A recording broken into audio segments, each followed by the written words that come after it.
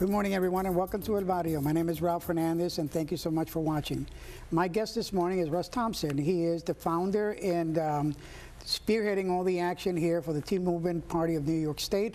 And we've been talking to him about many different issues, but now we're going to concentrate, Russ, on redistricting and reapportionment and gerrymandering. What are your thoughts now on the issue of redistricting as we move into the new census data? Well, yeah, 2010 is here. They're going to be doing the census this year. We're already starting to hear some numbers like Erie County is down to 902,000 people. So it's going to be, redistricting is going to happen. And it's a scary scenario when you have one party that dominates both houses of the legislature. Then that one party is going to gerrymander the districts. In other words, you're going to have more of one party and a small number of that other party in a district, like what we have right now. We can use a couple of examples. Antoine Thompson's district is 70% Democrat, 30% Republican.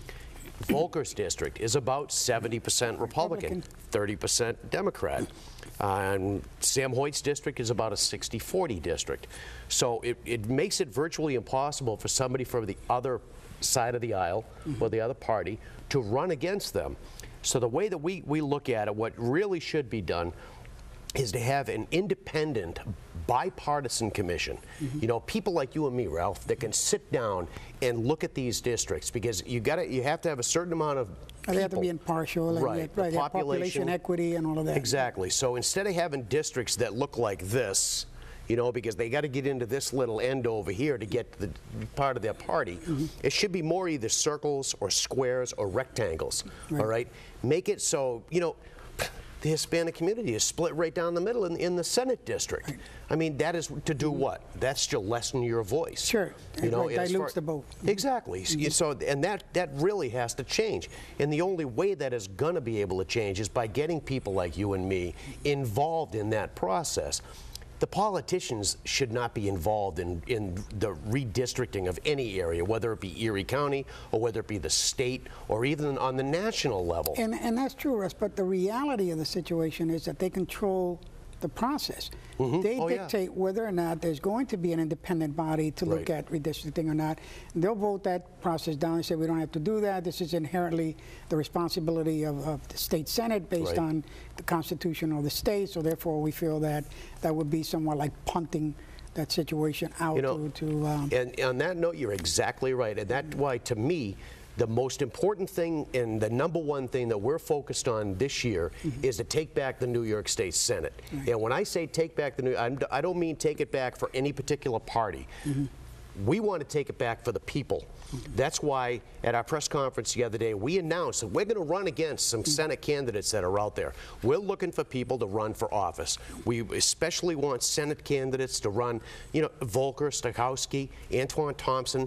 We need to take those three out. We need to get a regular person like you and me in there, all right? I mean, come on, we got to do that. And then on the congressional level, we got Brian Higgins and Louise Slaughter.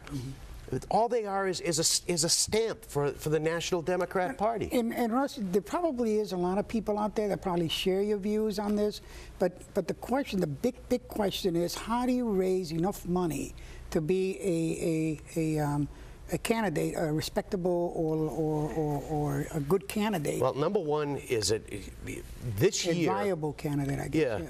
This year is going to be very different, all right? Like with Carl Palladino running for governor, okay? Or any other candidate that's going to be out there, automatically you're going to have the Tea Party behind it, people. We're going to look for candidates to support.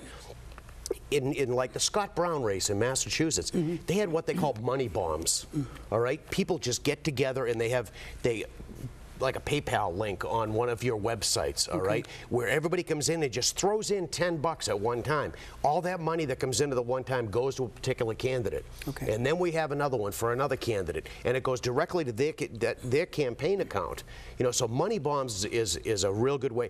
Plus, I think the people are going to see the type and quality of the candidates that we want to put up to run for office are going to be everyday, normal people that have not been part of the political process, aren't tied, you know, to a political party.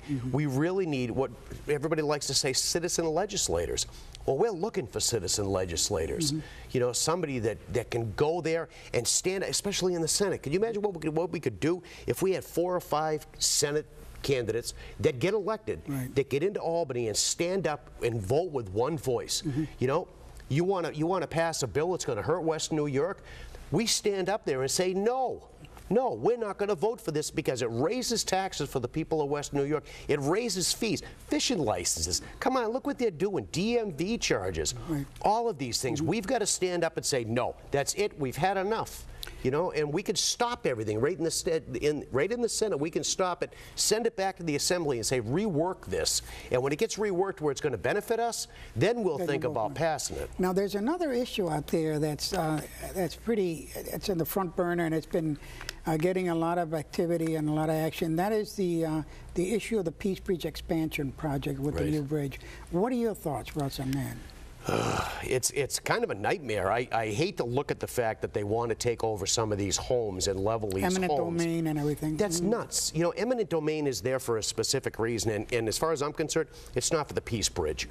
All right? Didn't we have a private contracting company at one time that proposed putting a Peace Bridge over where it ended, like at the Skajackwada area? Yeah, right. Why are we pursuing that? That area down there is full of abandoned buildings. Why are we looking to level homes on the lower west side when we can build a bridge to have it land someplace that's not going to destroy people's homes and split up neighborhoods? This is what we got to look at. I mean, what happens when they put something in print? It never happens. We've been waiting for the Peace Bridge for how long? I don't know. You know, but you know what? There are so many different issues, Russ. I want you to come back. I'm more than happy. And we could finish off the discussion on some of the issues regarding not only the city of Buffalo, but of course Erie County as a whole. Yeah. But I want to thank you so much for being with us this morning. My pleasure. Thanks for having me. Thank you. We're going to come right back. But before we do, I want to show you a video of my next guest, who's going to be here very shortly. So make sure you watch it. David North will be here, right here in the studio. We'll be talking about his DVD and his new career. So stick around.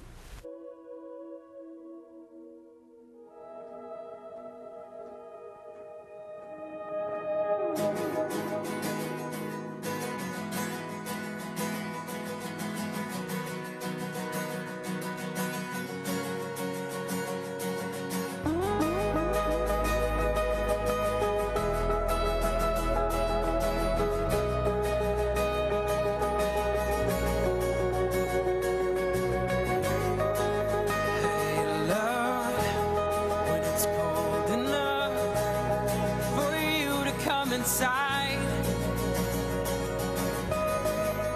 and warning is written on 1,000 miles of sky.